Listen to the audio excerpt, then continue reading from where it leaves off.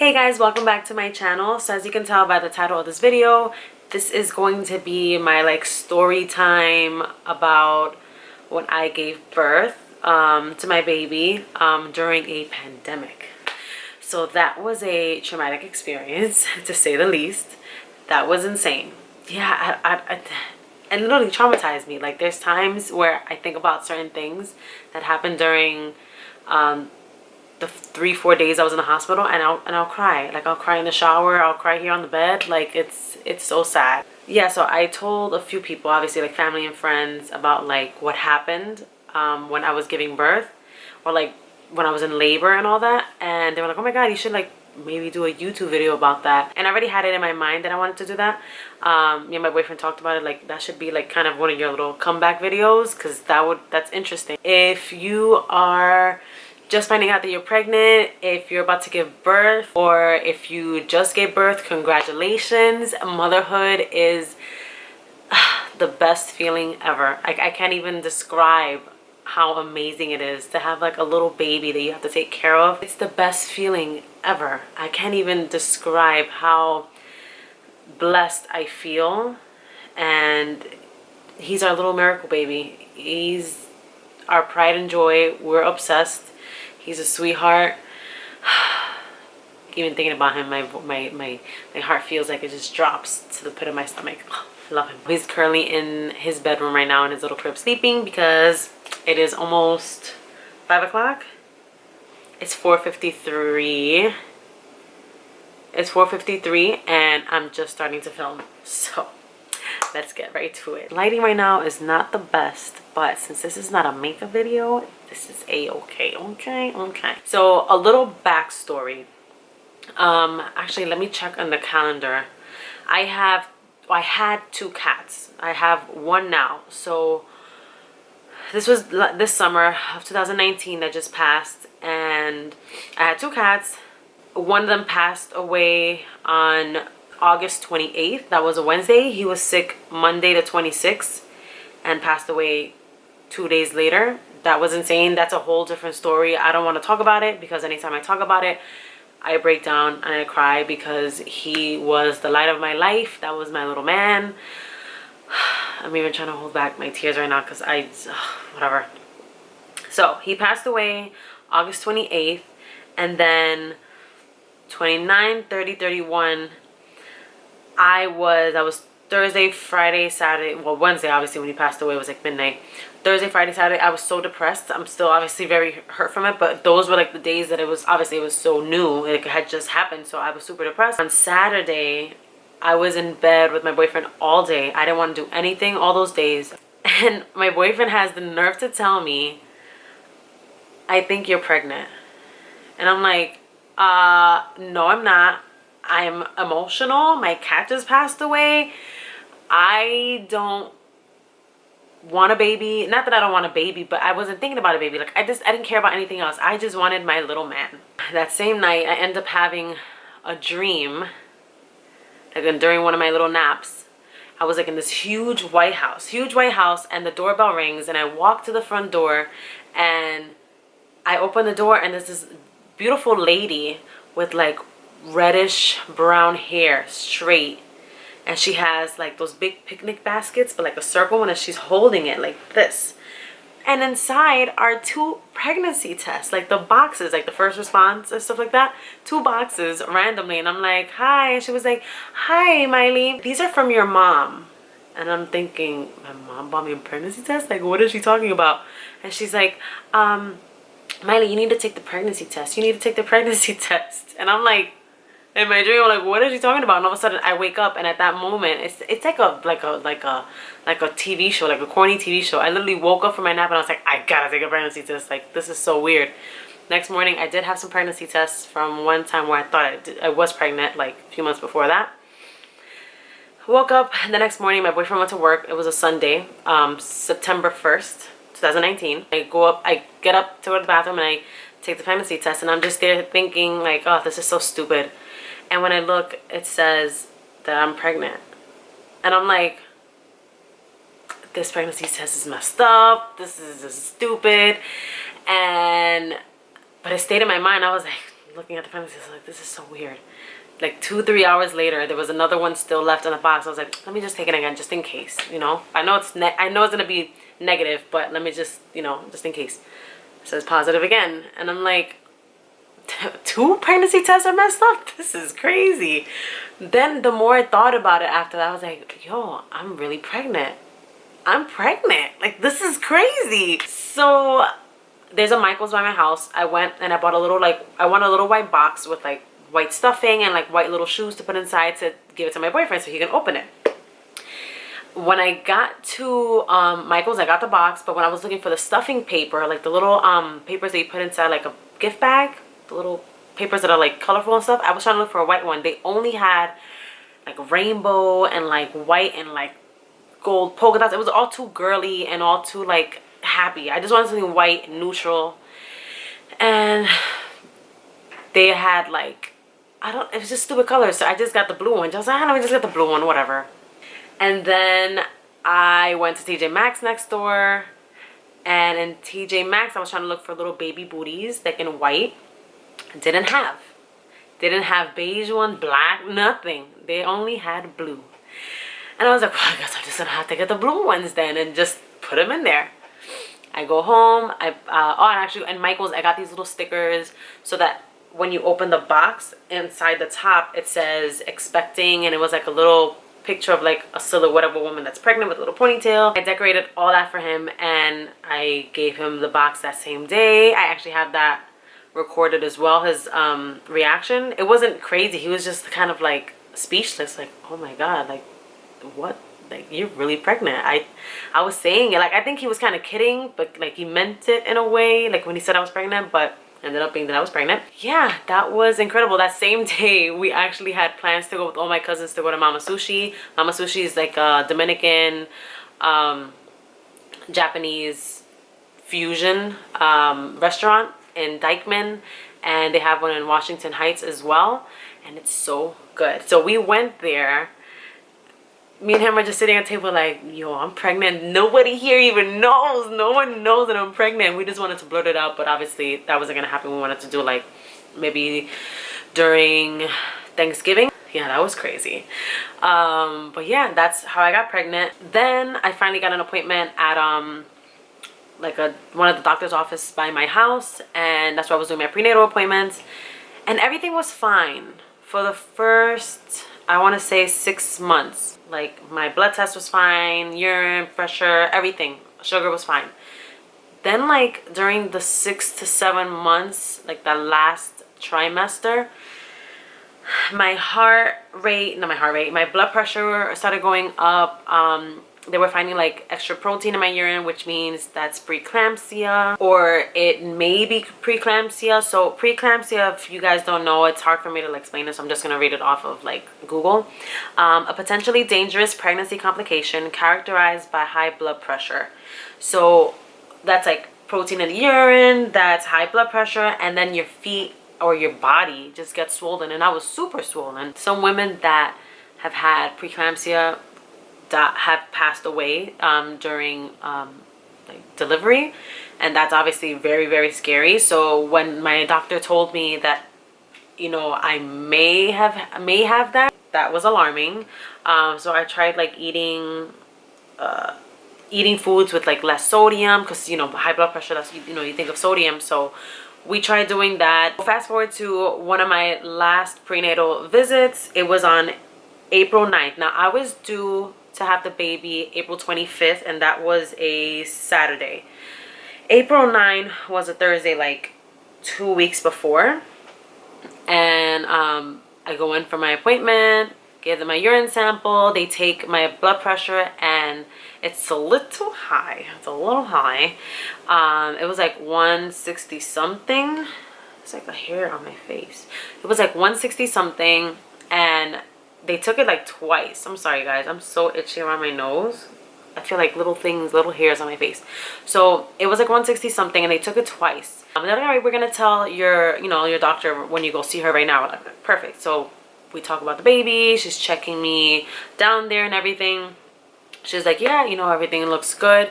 But then she was like, so they said that your blood pressure is a little high, so I want to go take that again. They took it again.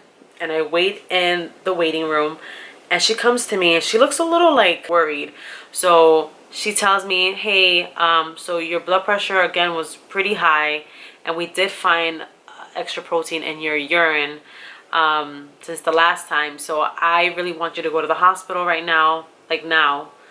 And I'm like, now? Like now? It was like a 9 o'clock, 10 a.m. appointment. She was like, yeah, like I want you to go now because, you know, I'm afraid. I just don't want something to happen to you, and I want them to take blood work, and our office is about to close because it's like the middle of the pandemic. That was a Thursday, so Friday they were gonna be closed, Saturday, Sunday, so they weren't gonna be able to do any blood tests till Monday. She's like, I really want you to go to the hospital. So I was like, okay, got it. But because I had broke night kind of the night before, I had no sleep. I was running on like 3-4 hours of sleep, and when you're pregnant, that's not cute. I needed sleep. So I went home, and on my way home, I was telling my boyfriend like what the doctor said, and I told my mom what the doctor said. And I guess they were like, okay, go home, get ready, and then we'll go to the hospital. When I got home, I just stood in bed. Like, I was exhausted. So I just stayed on the couch, and I took like a 2-3 hour nap. And by this time, it was already like 2 o'clock. We ended up not getting to the hospital till like 5:30, 5:45. So we go into the hospital. Now, this is still April 9. 2 weeks before the baby is supposed to be here. We go inside because of the pandemic, and, you know, a lot of people in the hospital are sick. They screen us at the front downstairs. I was the only one allowed to go upstairs to go to the doctor, and my boyfriend had to stay downstairs in the waiting room, which we didn't like, especially I didn't like that. That's my baby. I don't want him to get anything, and I was afraid. But I was like, babe, I was like, you know, it's gonna be quick. They're just gonna do some blood work, and then I'll be right back. He waited downstairs. I go upstairs, and I fill out all the paperwork. They take my blood pressure. My blood pressure, no lie, was like 180 something or 190 something. What? I was like, what happened? They were like, yeah, your blood pressure is really high. And they're like, how many weeks are you? And I'm like, 37 and a half. They're like, okay, the baby's full term. All right, let me go talk to the doctor. I'm gonna have the doctor come in. So they're gonna talk to us. The doctor comes in, and now they're putting, all of a sudden they're putting IVs in me, strapping me up. I'm like, what is going on? The doctor comes in, so he said, all right, so the baby is completely healthy. Oh, I think they also did a sonogram before the doctor came in. They did a sonogram. They wanted to make sure the baby's heartbeat was fine. They wanted to check the baby. Everything was good with the baby. He was safe. He said, the baby's fine. That's the best part about everything right now. He's like, but we're more worried about you. You have preeclampsia. Definitely have preeclampsia. My feet were so swollen. I forgot to tell you guys that. The last like 2-3 months of my pregnancy, my feet are, I have chubby little feet, but they're still pretty slim. My feet look like, have you seen Kim Kardashian's pregnancy? Like when she was pregnant with North, it was like a picture of her like in a skirt and then like some strappy heels, and her feet were super swollen. That's what my feet look like, and maybe a little worse. That's what my feet look like. My hands were a tiny bit swollen. My legs, I actually liked the way my legs looked when I had the preeclampsia, which is horrible because that's dangerous. But my feet look so, I mean, not my feet, my legs look so thick, and they would fill up my leggings and my jeans that they would just look so scrumptious and amazing. Now I'm back to my little thin legs, but it's all right. So he said, we're more worried about you. Your legs are really swollen. Your feet are very swollen. I can see them through the socks. And like the sock was cutting, you know, like my ankle. So he said, we're gonna need to induce you. Your blood pressure is so high that we're afraid that you, at any time, you can have a seizure and you can die. And I'm like, oh, so I'm gonna have the baby now? He was like, we're gonna plan on having the baby like tonight, like as soon as possible. I'm like, oh, okay, all right. And I'm there.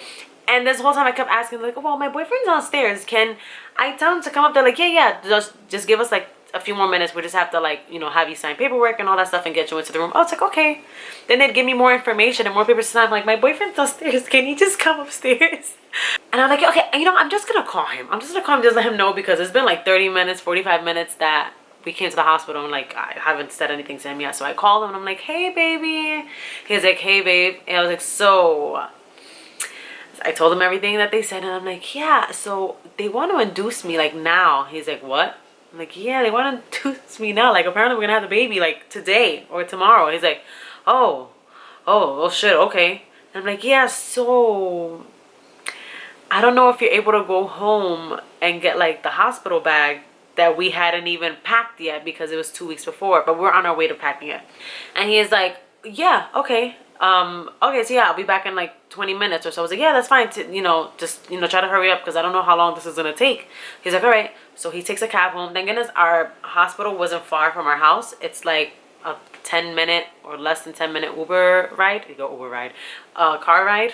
As he's getting the hospital bag, they're putting me into the delivery room. And I don't understand why when I got to the delivery room, they gave me a nurse. She only spoke Spanish. Now, I'm Puerto Rican. I understand Spanish. Do I speak it?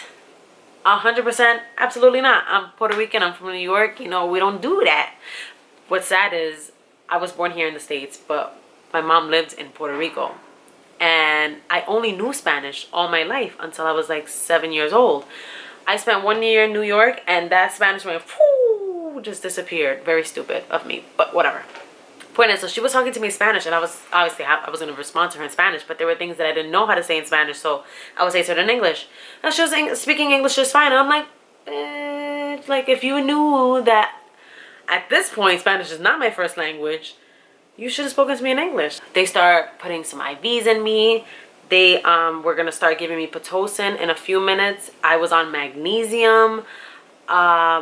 They had like these little patches wrapped around my feet that were giving me like massages to soothe the swelling. So magnesium, if I'm not mistaken, it's something, it's a chemical, and I think it's to like reduce your blood pressure, like to bring it down. But because I was going to be on Pitocin, which is a generic version of oxytocin, and that's what gives you the contractions. I might be wrong, but Pitocin, that's what gives you the contractions, because they have to give you fake contractions because my baby wasn't ready to come out 2 weeks early because my blood pressure was already so high. Now you're trying to give me the magnesium to try to bring it down, but the Pitocin is obviously going to give me contractions, which is, the pain is going to give me more an accelerated heart rate, and that's gonna cause, I guess, the high blood pressure. It was never gonna get better. So I'll tell you what happens later on with that. But so then finally my boyfriend comes home, not home. I felt like I was home. I was there for like days and days and days. So my boyfriend comes in and I was like, I feel like I saw Angel come into the room, and he had the shopping bag, the hospital bag. Yo, this is crazy. Like, all of a sudden you're just having the baby like this early? And I'm like, yeah, I guess it is what it is. The nurse that we had was so nice. I wish that I remembered her name. Maybe in some like paperwork that I had, maybe it'll say her name. I don't know. She was a doll. I love her. And everyone's like hitting up my boyfriend like, how is Mylee doing? Because my boyfriend obviously told his mom and my mom. And then I guess they ended up telling everybody, the cousins, the aunts. And I didn't want to be on my phone the whole time when I'm here trying to have a baby. And so he was the one that was on his phone all the time, like texting everybody back. I feel bad, and baby, I'm sorry. I should have told you, or I should have called my mom and told her to tell everybody to relax, because it's already stressful enough. And then to have everybody texting him, that's really annoying. So I lost my train of thought. Lost it. It flew away. This is not the way that I had imagined my delivery to be. Like, I wanted the water to break at home. Oh my goodness, the water broke. Oh my gosh. Okay, let me take a shower. Let me just put a quick little like concealer and like powder and like chapstick. No, didn't get to do any of that. They had to do like this balloon thing down there for me. It was like, it sounds so weird to say. I feel like this is so like weird to talk about, but it was to make me dilate. So there's like a balloon that they insert, and it's to make me dilate. And they also like pop the water and all that stuff. It was just a lot of stuff going on all at once during like the middle of this like COVID crap. Anybody that would touch me, I was like making sure, like anybody that would come into the room, like, are they putting on gloves? Are they washing their hands every 5 seconds? Like it sucked. It sucked. It wasn't like a real experience, like a regular experience, I mean, of like giving birth. Then it got to a point where they said I can't have anything to eat because I'm on magnesium, and when you're on magnesium, you're not allowed to eat, you're not allowed to drink water, only the little stupid ice chips that don't do anything. And it just makes no sense to me, because it's like, it's ice chips, it's water. Why can't I have water? If I bite the ice chip, it turns into water. Like, why can't I just have some water? I was stupid. Whenever they would turn around, I was like guzzling some water. Because my baby's not going to do me like that. He's going to give me some water. I'm a water person. I need water in my life. The contractions finally started up. And, you know, they were just a tiny bit painful. Just a tiny bit pain. It was like, if you're a girl, obviously, it was like cramps, but just a little worse. But it wasn't anything crazy at first. But I knew it was going to get bad. But I was like set on, I'm not getting the epidural. I'm not. I want to have like supernatural. Like, I don't want that. I want to feel everything. And which is weird to say because I'm horrible with pain, and this is why my mom used to always tell me not all my life, but once I was like my 20s, Mamita, if you ever want to have a baby, I'll more than gladly carry it for you because you're so bad with pain. I don't know if you're gonna be able to do the delivery. But yeah, I didn't want the epidural. Then it got to a point where like they were getting really, really, really bad. I was thirsty. It was just a mess. All of a sudden, this nurse comes in we hadn't seen before. Like, she was covering someone's shift because one of our nurses was going on lunch. She comes in really nice, and you know, she's just asking me how I'm doing, and you know, making sure the Pitocin's still there and all, and the magnesium, everything. And then she asks randomly, I'm sitting at the edge of the bed, like my feet hanging off because I feel like I needed to like breathe and like get up. And she says, are you planning on getting the epidural? And I said, no. Well, my boyfriend answered for me. He was like, no, she doesn't want to get it unless, you know, she wants to. It's completely up to her. I'm just answering, you know, he just answered. And she was like, She was like, but you're on magnesium, right? You have high blood pressure? You have preeclampsia? And I'm like, yeah. And she said, I'm going to say something. She was like, you don't have to do it, but I recommend that you get the epidural because the Pitocin is giving you the contractions. That's already giving you pain. The magnesium is trying to like calm down your blood pressure, but because the Pitocin and all that, it's not gonna really go down. If you get the epidural, you won't feel the pain, obviously, from the contractions. So you might be better off getting the epidural, so you're not in so much pain, and your life is not at risk, basically. And I was thinking, I was like, oh shit. I told her thank you for her input. We listened to her, and thank God that I did get the epidural. I feel like my story is going all over the place right now. Thank goodness that I did get the epidural because who knows what would have happened. You know, the pain could have been so bad for me, and my blood pressure could have kept spiking up, and who knows what would have happened, right? So, what's crazy though is that we never saw that nurse ever again. The whole time that we were in the hospital, that I was there for the 3-4 days, she wasn't there ever again. And that was weird. It was like a little angel just came. And then I got to a point where like the contractions got really bad. So I asked them to get the anesthesiologist. Oh, I actually said it right the first time.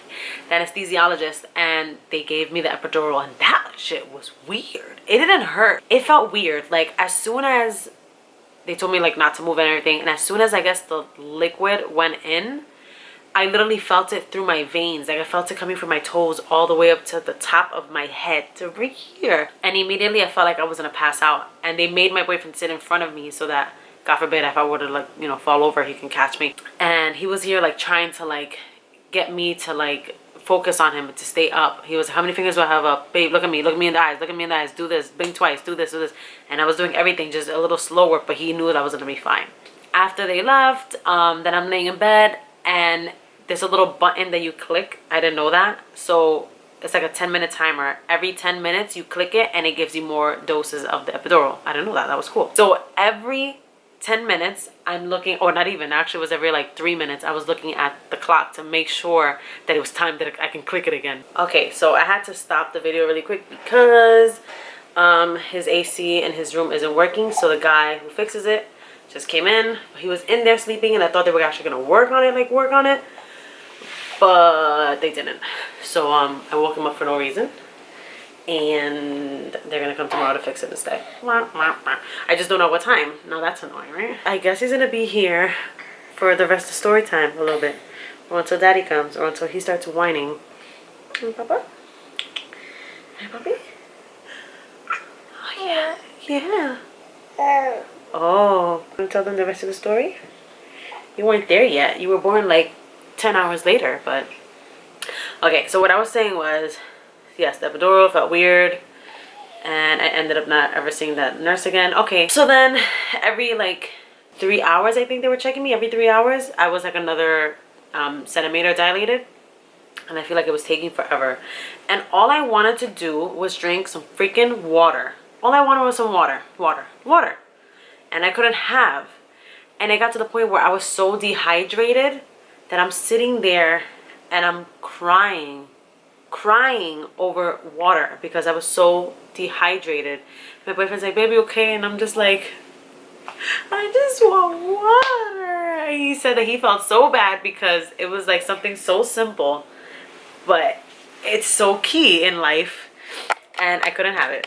Yeah, that sucked. I couldn't have water. I couldn't eat, obviously, but I was just so thirsty, and I'm a person that I need water. Papi, goodness, you crazy. Finally, they checked me one last time, and I was finally 10 centimeters dilated. The doctor, let me tell you, and I wish I knew her name. She was so nice. The one who delivered me, she checked and she was like, okay, you are ready. We're gonna get everything set up to have the baby. And I'm like, and I looked at my boyfriend like, oh my God, like we're gonna have the baby now. So all that happened, well, there's a lot of other stuff that happened, and I feel like I need to redo this video. So Thursday the 9th was when I went to the hospital. They started giving me the Pitocin and that little balloon thing to make me dilate around 8 p.m. on Thursday. It is now 12 hours later, and I had just hit 10 centimeters. That's crazy. Everything's getting ready, and they asked me, is this your first baby? You know, do you know how to push? And I was like, this is my first. I don't know what I'm doing. And they were like, okay, well, let's try some practice pushes. And apparently I did like really, really well. And they're like, oh my God, you know exactly what to use. So let's just hurry up and get straight to it. I was like, oh my God, I'm gonna stop pushing. This is crazy. Papa, you're gonna break your head. Stop it. You crazy butt. So yeah, so then we finally, well, not we, because obviously my boyfriend wasn't pushing. I was pushing. That moment comes, and the crazy part about this was that obviously I got the epidural so I wouldn't feel the pain. The weirdest thing, I couldn't feel from my waist down. I couldn't feel anything. Like my legs, I didn't know if they were numb. Like, I mean, they were numb. I didn't even know if I had legs anymore at that point if I hadn't looked. I couldn't feel anything, but I was still able to feel the contractions.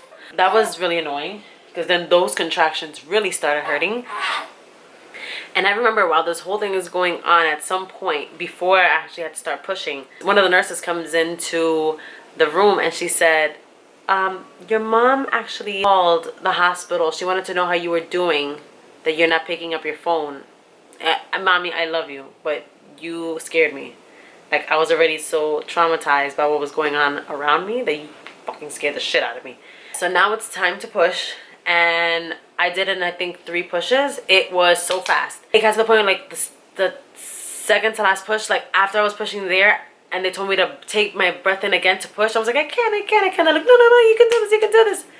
Finally, I pushed and little man came out, and I didn't even feel him come out. It was so crazy. When I was pregnant, I had asked my boyfriend if he wanted to like stand in the front to see everything happening, and he was like that he'll do it if I was okay with it. And I guess he didn't stand in the front completely because he was trying to record, but they ended up not letting him. They asked him, oh, are you recording? And he was like, yeah. And they're like, oh no, you can't record, but you can take pictures. That's so stupid. It's the same thing. I guess if something happens wrong on their part, there's a video to show what happened. So I guess it was just pictures. He did catch the moment where he came out, and like he caught it from them putting him on my chest. That was amazing. I have that. At least I have something. That was amazing. I get emotional when I see that. After he came out, my boyfriend cut the umbilical cord, Jesus Christ, umbilical cord. And he was like, it felt so weird. Like, it feels kind of tough, but it's like jelly is weird. So they take the baby and they put him in this little like tower with the little bed and like the little lamp. And after like the first 5 minutes, my boyfriend gets up, like after the nurses cleaned him off. He goes and looks at the baby, and what is this little man doing? They left the scissors attached to the umbilical cord that my boyfriend just cut, that's still attached to the baby. The baby picks up the scissor like he's like, let's start sword fighting and cutting some people. Like, what? You crazy. What got us upset was that he hadn't even been in the world 30 minutes, and he was already purple. It was so freaking cold in that room. The doctors, not the doctors, the nurses left that room so freaking cold. My baby was purple in the first 30 minutes of life, and there were no nurses to be found. Now I get it. There's not enough nurses because, you know, we're in this whole pandemic situation. But shit, all you got to do was just turn down the thingamajig, you know, for the AC. And then it was like, they turned off the AC, and then all of a sudden it got way too hot in there. Like, we were sweating, we were dying, we're about to pass out. It was like two extremes. They couldn't just find a happy medium. And after I gave birth, it was so crazy. What's going on with my hair? It was so crazy, everything that was going on, that we didn't even know what time the baby was born. So my boyfriend was like, I think he was the one that thought about it, like, oh my God, what time is it? What time was the baby born? And the nurse told him, oh, it's 10 a.m. So it was now April 10, 2020 at 10 a.m. Like that, I think it was such a nice, we all thought it was such a nice date and like time. And it was on Good Friday. That was interesting. It was on Good Friday, and it was actually the day that my grandfather passed away, I think 4 years ago? 5 years ago? So he passed away on April 10. And my dad was like, imagine Mylee gives birth on Friday. That's crazy. That's the day that her grandfather passed away. So it's weird. So he was born on that day. So April 10, 2020 at 10 a.m. That's, I love him. Finally, I got to hold him. And actually, I didn't get to hold him that much before my boyfriend left because he had to leave at some point. I couldn't hold him much because I was so exhausted. We hadn't slept. So my boyfriend kept him for, I think, a lot of the night. And I just slept by myself. And then it got to the point where my boyfriend had to leave because I had to be put in... I was supposed to go from the delivery room to the postpartum room. But because I was on magnesium, I had to be put in this other room by myself with the baby. I was on magnesium. Now, when you're on magnesium, you can't get up. You're not allowed to use the bathroom. That's why they have the little bedpan. I actually had a catheter inserted as well, where they said it would be better for me. So I was just like, fuck it, let's do it. So I didn't have to get up to pee, but still, like, I couldn't get up. My baby had, you know, if he was crying, I needed to get up. And I'm laying in bed, and the little bed thing on the wheels, it's higher than my bed. So for me to like get up, it was so weird because I was attached to so many things, and those stupid things on my legs were still there, like pumping. It was so annoying. It was just a lot going on, and it was so stressful. All I wanted to do was hold my baby. Now I got to a point where I got up and I picked up my baby, and I knew that I could do it. They were like trying to scare me, like, no, you can't get up because you could fall and you could hurt yourself with the baby, blah, blah. I knew I was fine, and I know I wasn't supposed to do it, but I did it because I'm a mama and I needed to hold my baby. He was crying. Yeah, so I picked him up and I went like through all the wires, maneuvered with him in my arms, and I laid with him for hours. I just had him on my chest for hours. Not 4 hours, 4 hours. It was for a long time. I think the whole night. It was insane. So it is now the next day, Friday. So we had him at 10. Damn, it's kind of hard. It was like all night Friday. Because my boyfriend had to leave around 8 p.m. on the day that he was born on that Friday. So after that, there was like something here. I think it's like a cat hair, and it's pissing me off. They ended up putting me in this room by myself with the baby and all that stuff. Now that whole night, I did not sleep. I didn't sleep at all. Now I slept maybe 30 minutes because they had to take the baby and take him to the nursery and run some tests. Papi, oh, okay. Everything came back fine, thank God. But that was the only time I was able to sleep. I always told myself, when I have the baby, he is not allowed to go to the nursery unless he has to. But he's sleeping with me in the room, and that's exactly what happened. I didn't want him anywhere except besides me or on top of me. I didn't want him anywhere, especially during these times. I don't know if people washing their hands, wearing gloves. I don't know who's sick. I don't know who's not. And they're touching my baby. I would be mortified, and I would kill somebody. And I would die. Finally, I'm by myself. I took that little nap. They brought him back. And then I got to a point where I just had him laying on me, and I took like this 5-minute video of just him on my stomach, like laying like this on me, like facing down. And I was just recording him, and I'm looking at him, and it was that moment that I just started hysterical crying. I was so happy. I felt so blessed. I was thanking God like over and over again. I was so happy, but I was also really sad because he looked so tiny and like frail, and he would just start crying, and I didn't understand why. Now when he was first born, like obviously it was time for him to eat, when I was still with my boyfriend, and the nurse was kind of rude. That was one of the nurses that was kind of rude. I didn't know, like, you know, what do I feed him? He's not latching. And she went and she got like a little bottle of Similac with the little disposable like nipple, and she just handed it to me with an attitude. And I was like, how much do I give him? And she said, just give him like 0.5 ounces or like something like that, like not even an ounce. I was like, okay. And of course, I don't know. This is my first time, so I thought it was okay. It wasn't okay. Because they were short-staffed and I guess everybody was stressed out and everything, I wasn't given right information. I was actually underfeeding him, and that destroyed me. That was like the most depressing thing ever. I cry to this day about it, and if I continue talking about it, I will start crying, and I don't want to be that person on YouTube crying. So I just want to speed past it. I wasn't feeding him enough, and I would wonder, why is he crying so much if he's eating? I don't understand what it is, and not knowing that it was that. And when I found out that that's what it was, that killed me. That did something to me, and that traumatized me to this day.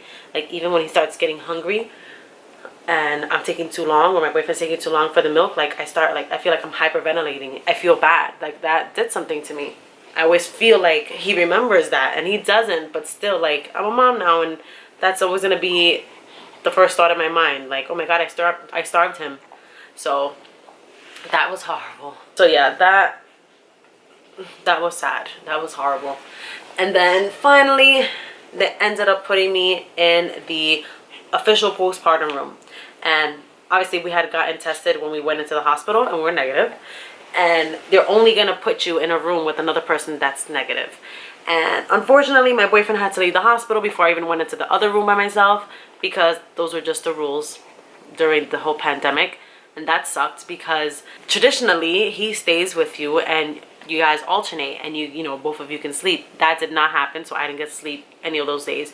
So it is now Saturday, like around 12 p.m. They put me in the postpartum room. It was midday. So they put me in the postpartum room, and we're hanging out. They brought us food. Oh, and actually, I forgot to even say, when I gave birth finally, and my boyfriend's still with me and everything, this lady came in, and she gave my boyfriend food, and she gave me food. Apparently, I wasn't even supposed to eat that food, and I dogged that thing.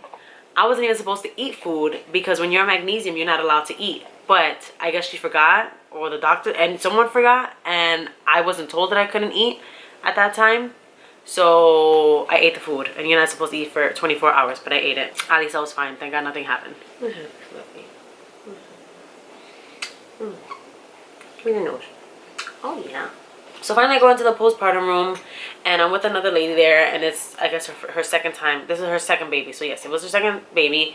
And I'm by myself, and I'm just FaceTiming the whole time. My mom, my dad, my boyfriend, my cousins, and it just sucked, like, to have nobody there. I couldn't sleep. I didn't sleep at all. It was horrible. And then it got to a point where he was crying because I wasn't feeding him as much, because I wasn't told how much to feed him, and I was tired. So I picked him up and I put him on my I'm laying on the bed, and I put him on me. Hey. And I put him on me. Ooh, that was a burp. Oh, that's why you were crying, puppy. I lay him on me, and I knock out for maybe an hour. And that was the most that I slept in those 2 days that I was already staying there. That was horrible. And my boyfriend obviously came home, and he slept, but he said that he slept like 8 hours, but he didn't rest. There's a difference between sleeping and resting. He slept, he didn't rest. He said he was so restless because he knew that there was a chance that that might happen, that I might fall asleep with him on me, and that was super dangerous. The baby could fall, you know, who knows? I can smother him. A lot of things can go wrong with that, and that was what he was afraid of, and that's exactly what happened. But he was just fine. Dad bear. Okay, so I just took like a really abrupt break because Papa Bear came. Obviously, when I say Papa Bear, I mean my boyfriend. The baby's Papa Bear. And then we were just talking and like catching up and stuff because he was at work today. So yes, he was really afraid that like I would fall asleep with the baby on me, and that's exactly what happened. So his nightmare came true, and it was so difficult because now I was able to walk. The whole reason they put me in the postpartum room was because I was done with the magnesium that they were giving me. So I was able to get up and go to the bathroom now. And I was so paranoid every single time to go to the bathroom because I didn't want the baby to start crying. And then I'm in a room with someone else and their baby, and you know, sometimes one baby cries, the other one starts crying, and it's a mess. And you know, she needs to sleep too, you know, so, and the other baby needs to sleep, so I didn't want him to start crying and wake everybody up in the room. So that was scary. So I would go to the bathroom, do what I had to do, and then come right back.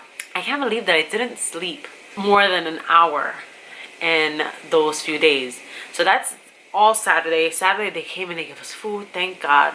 Then the nurse comes, super nice, so nice, but she had the thickest accent of life, and I couldn't understand her. And I needed to understand her because this is my first time in the rodeo.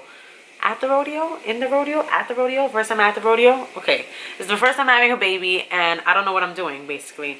All these little terms and stuff like that they use for, you know, baby stuff, and I don't know what they were saying. I don't know what they meant. I felt dumb, like, having to ask them, like, what is that? What is that? What is that? So then we had another nurse. She introduced herself, and she said, you know, I'm sorry, you know, I just want to give you the heads up that it might take a little while for things, you know, for a nurse or doctor or whatever to come, because right now we're really low on nurses today. A lot of them are sick. She tells me sick, and I'm thinking, sick? Sick of what?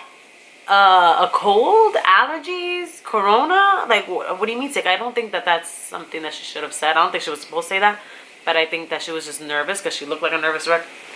She just blurted out, yeah, a lot of nurses are sick. And I'm like, somebody get me out of this hellhole, like, right now. Then I was trying to practice having the baby latch on to breastfeed, and he was just not having it. He's like, I don't like this. And TMI, but I mean, maybe I could make a video about, like, breastfeeding and stuff like that, but I don't know if I want to.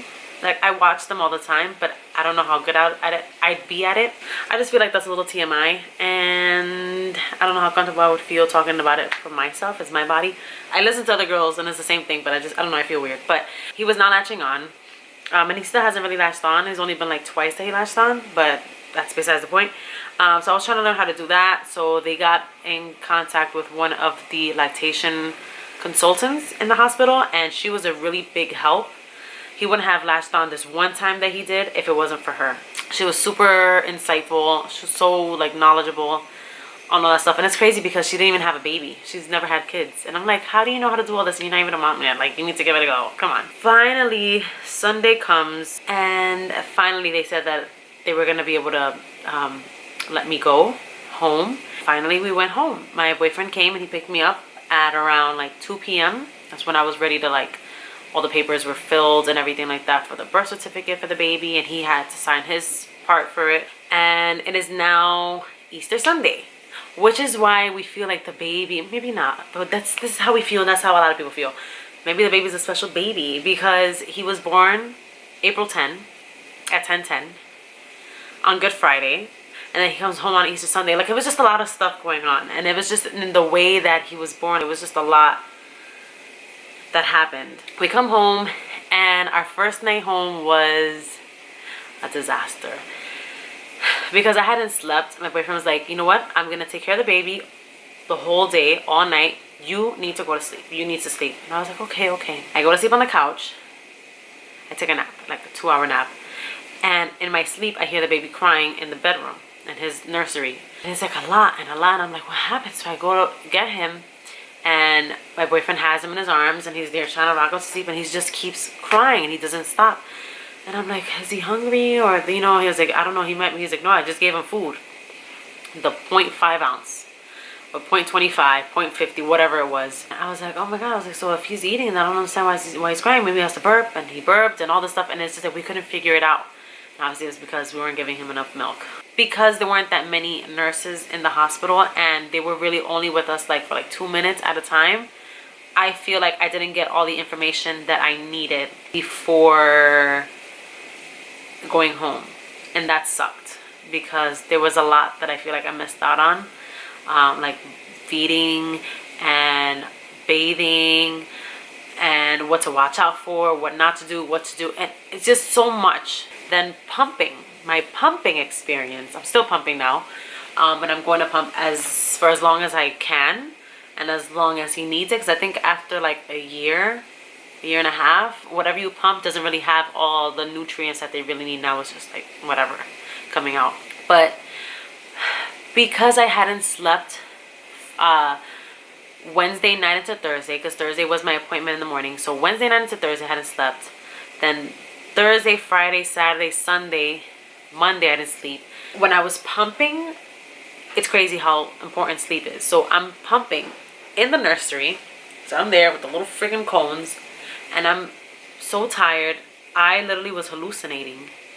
I hallucinated. And it sounds so stupid to say. And when I told my boyfriend this, he laughed, but he was like, babe, you were hallucinating. And I guess I was beating myself up about not like feeding him right, and I felt like a bad mom.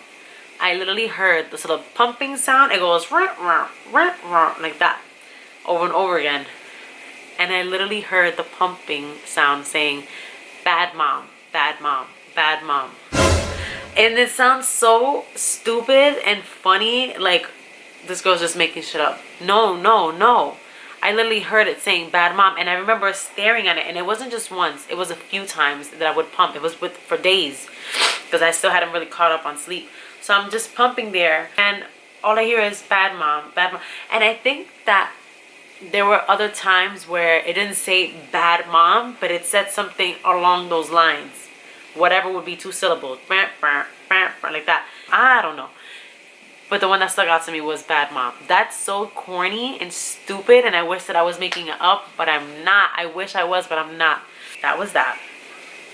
Then, what else has happened? Let me see if there's anything else that I missed. I also forgot to say, throughout the pregnancy, so when I first found out I was pregnant, September 1st, when the cat passed away a few days before that, oh my God. We booked a ticket to Puerto Rico for the week of Halloween.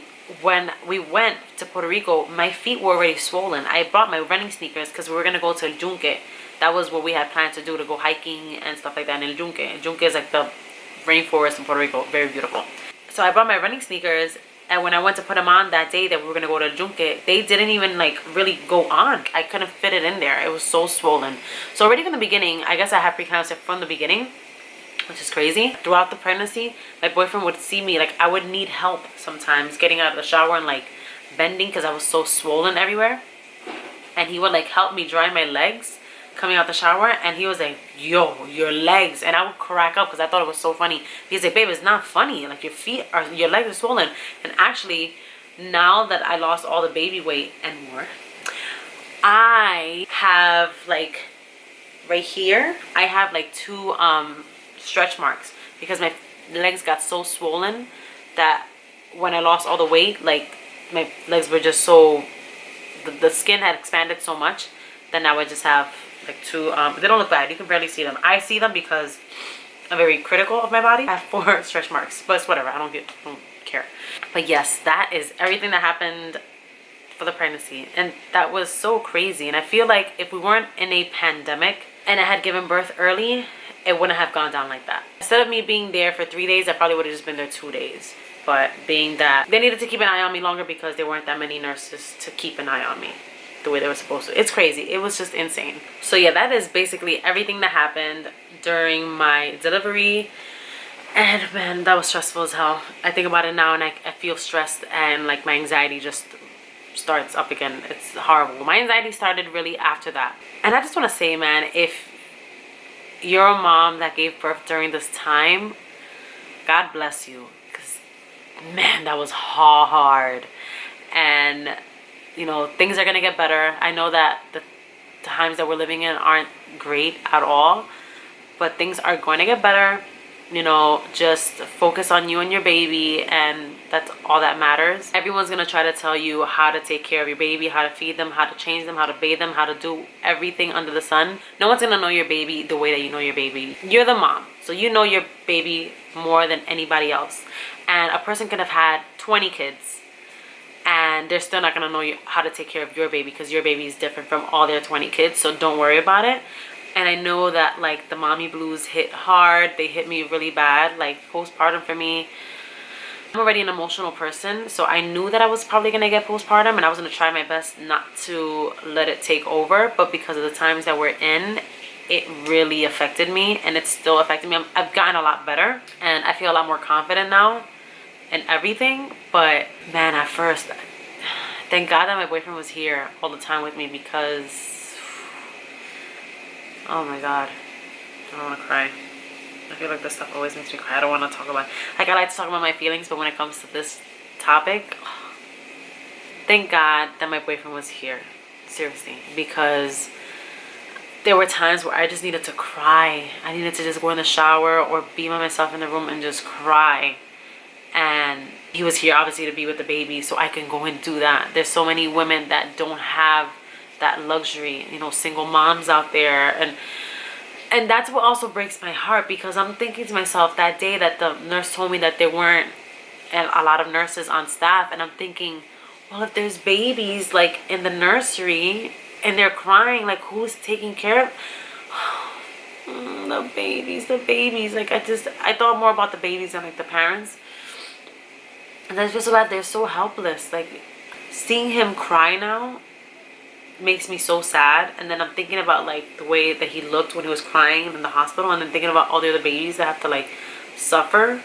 And I'm hoping that a lot of the moms did what I did, all the moms did what I did, and just kept the baby with them in the rooms. I hope, because imagine just all those crying babies and stuff that needed attention in the nursery. Yeah, I hope that you guys are all doing better. If you're breastfeeding, I hope that that's going well for you. I hope that everything is going well for you guys, because damn, this shit is no joke. I hope that everyone has found peace in their life. If you're feeling depressed, watch a YouTube video, pick up a hobby, do something that is going to stimulate your mind positively. This depression is horrible, and then during these times now, like, it's just amplified. It's so scary. So I just hope that everyone is doing well, and just know that things are gonna get better. So yes, that was my delivery story. I hope that it was a little entertaining for you guys. It was crazy. I feel like there were still things that I left out, and I'm probably gonna remember after I post the video. But if there's any like questions that you guys have, you could just message me and I'll respond to you guys as soon as possible. I feel like we need each other more than ever now. People need to like humble themselves and like reach out and ask for help when they need it. I'm gonna end the video here. I will see you guys in the next video. And yeah, I never know how to end videos. It's like so awkward. All right, bye guys.